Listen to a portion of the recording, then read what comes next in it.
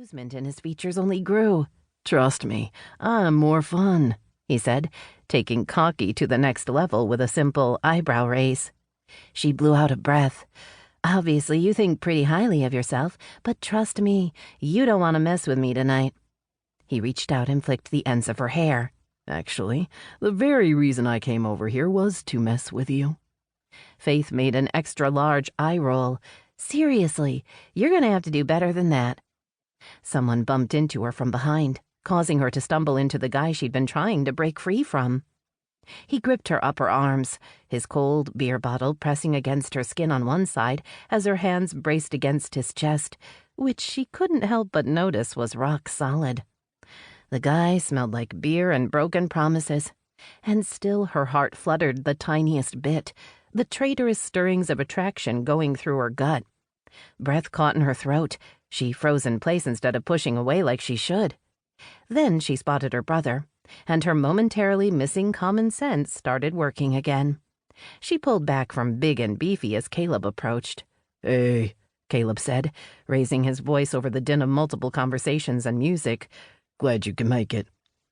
Faith clenched her fists, her earlier anger rising up again now that her brother was in front of her. "Well, you'll change your mind about that in about a second, because I came here to talk some sense into you, not congratulate you on being a well-trained idiot." "Geez, back down, girl," Big and Beefy said. "Stay out of it," she shot back at him, then returned her gaze to Caleb. "Why wasn't it enough to just be a cop? I don't understand why you need to go and join a SWAT team on top of it." "Actually," Big and Beefy said, taking a sip from his beer, "that was my idea. Thought we could use more of an adventure." She narrowed her eyes on him. "Faith," Caleb said, "Connor didn't mean—" "You're the one who talked him into this?" She jabbed his chest with a finger. "Maybe you want to go throwing yourself in danger at every turn, but my brother has a little girl and a baby on the way. He has a wife to take care of. I know your type. You don't think of anyone else but yourself. And you." She spun back to Caleb. "You know the risks. How can you be such an idiot?" She hated the tears stinging her eyes. She blinked them back, refusing to lose it in the middle of the rusty anchor. Big and Beefy, Connor, apparently, put his hand on her shoulder. "You need to relax. He's a hero." "I wish he was a coward," she spat. All the heat seeped out of her, followed immediately by an overwhelming sense of failure. She wasn't sure what she thought would happen. Maybe that she'd yell and Caleb would say he wasn't actually going to go through with it, or that he'd at least acknowledge he was breaking promises. "Fine. Go celebrate. Just don't expect me to congratulate you."